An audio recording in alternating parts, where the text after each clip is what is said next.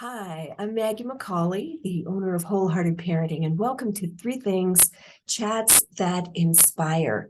Today, I'm going to offer up three things about power struggles. This is episode 14 of Three Things Chats That Inspire.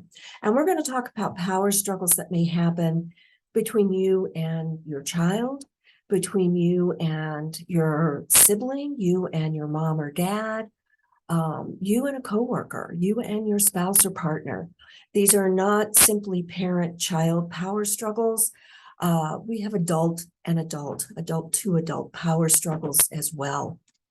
So first of our three things, learning how to handle situations that occur where a power struggle happens is not just about strategies. It's not about what do I do when this happens? Like, what do I do when they don't want to go to bed or they're digging their heels in around getting ready for school, or my friend always has to be right and is constantly correcting me.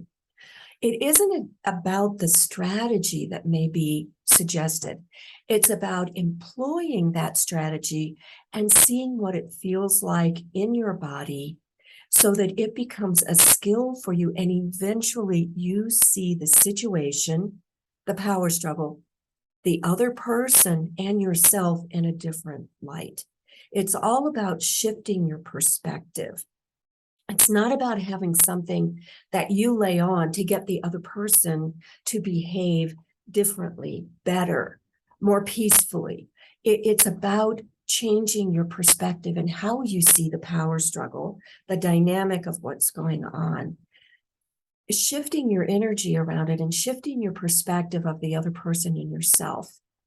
And that's going to tie into another one of our three things. Number two, talking gets in our way.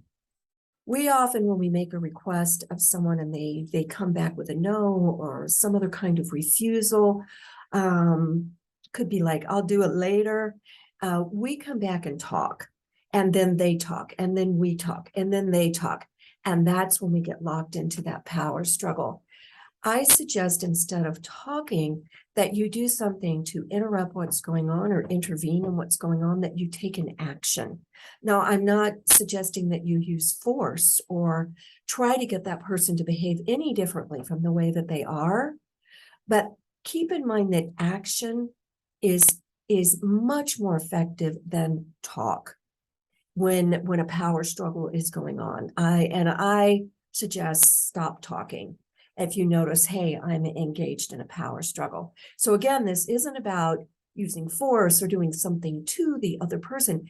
It's about your approach and realizing, hey, this talking is really getting me even more engaged in the power struggling. And the more I talk, the deeper I go. And number three, it's an opportunity to lead. And here is what ties into number one about the strategies and about the shift in your perception of the other person and of yourself. Begin to see that other person, whether it's a child or another adult, as a leader. See them as responsible. See them as someone who wants to participate. See yourself in the same way.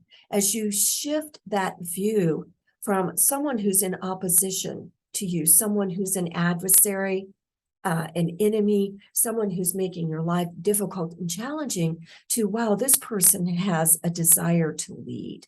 And we all have this need to be powerful. So what are ways that that other person and yourself can be powerful in that moment? So thank you, and I invite you to join me on Saturday, October 1st for our live virtual workshop, Power Struggle, Stepping into Your Own Authority. You can find out more about this workshop at wholeheartedparenting.com. Click on shop and it's right there for you. And if you're watching this after October 1st, know that very shortly after the live virtual workshop, I launch a online workshop that you can download and attend anytime you like, attend as many times as you like. So I invite you to join me on October 1st, and thank you so much for being with me here today.